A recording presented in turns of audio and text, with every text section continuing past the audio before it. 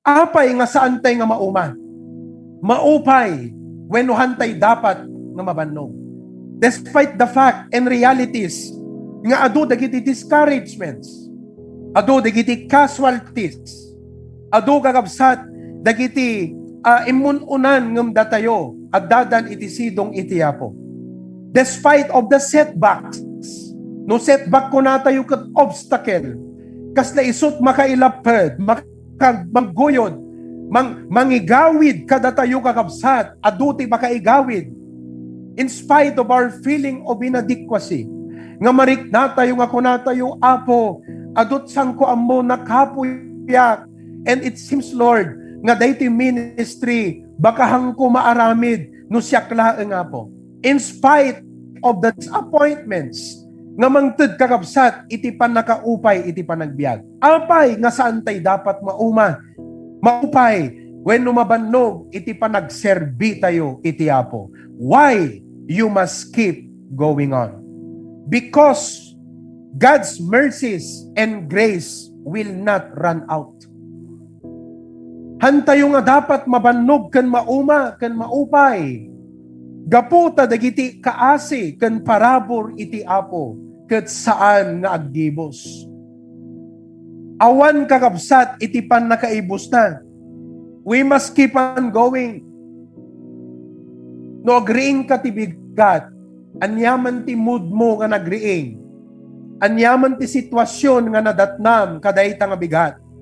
The Bible says in Lamentations 3:23, it says in Lamentations, they are new every morning. Thy mercies, kunana, are new every morning. Great is thy faithfulness. Itinagriing ka ti bigat kakabsat, nakariing ka, gaputi kaasi iti Apo.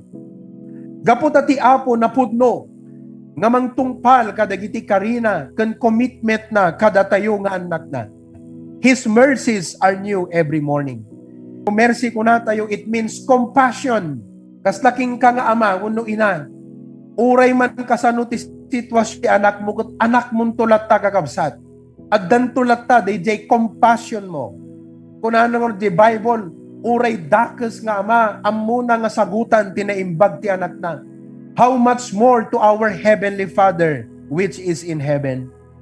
Iti 2 Corinthians 9:8, on the other hand, ipagpakita na kakabsat, nga iti parabor iti Apo, nawadwad na buslon kan makaumanay. God is able to make all grace abound toward you. Dakdakkel ti parabor ti Apo, ngem dagiti sangsangwen tayo, that ye always having all sufficiency in all things may abound to every good work. Sa usaping Kristiyano, usaping mananampalataya, usaping paglilingkod sa Panginoon, mga kapatid, every morning you open your eyes, mariingam ti kaasi ti Apo, mariingam ti nabusno na parabor ti Apo, katnuan yaman dagiti pasamak iti naglabas nga aldaw, wenno problema ti agdaman, wenno pagdanagan iti masangwanan, han ka dapat maupay kadagpat patuloy ka because the mercies and grace of God will not run out. Brethren, grace gives hope in our sufferings. Ti parabor ti Apo, mangted iti pudno nga inanama iti panagsagaba tayo. Sino kada kayo ti adasagsagabaan na itagakabsat? Reality. Yes, adasagsagabaan. Amom ti parabor iti Apo, isut mangted tinamnamaken ka. Isut mangted king ka iti confident expectation. No anya iti mapasamak ti biag mo. Because ti Apo kakabsat, han na mamalbaliw, kat no in karina aramiden man. It gives hope for healing. Sino kada kay ti adasaksakit na? Adan anayen na. Yeah. The grace of God, ti parabor ti Apo, it gives hope for healing. It also gives hope when God chooses not to heal. Kasta ka di case ni Apostol Pablo, idi ko na Apo, ikatum kanyak detoy nga thorn in the flesh, ngam ko na ti Apo, no, I will not remove that, but I will make my grace sufficient in your life. So, Ti grace ti Apo, ikan nakati hope for healing.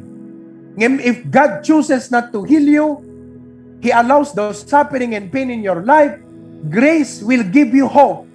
Nga uray anya ti sagabaem, mapagbalegyam, gaputi parabor ti Apo, nga nawadwad nga mangpapigsagan ka. Nagmayat detan kakabsat, nga kariti Apo kada tayo nga anak na.